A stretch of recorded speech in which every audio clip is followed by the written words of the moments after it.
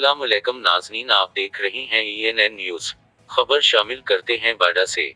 अफसोसनाक खबर शामिल करते हुए कहना पड़ रहा है कि बाढ़ सरकारी अस्पताल में गरीब का इलाज नहीं हो रहा है। सरकारी अस्पताल मेडिसिन वकरो होने का खदशा जाहिर हो रहा है।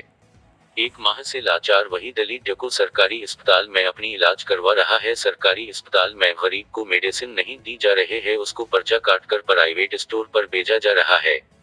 वही दलित जकुम बाला अख्तियारात को दरख्वास्त गुजार हैं, गरीब के साथ इंसाफ फ्राहम करो, मेरी इलाज करवायो।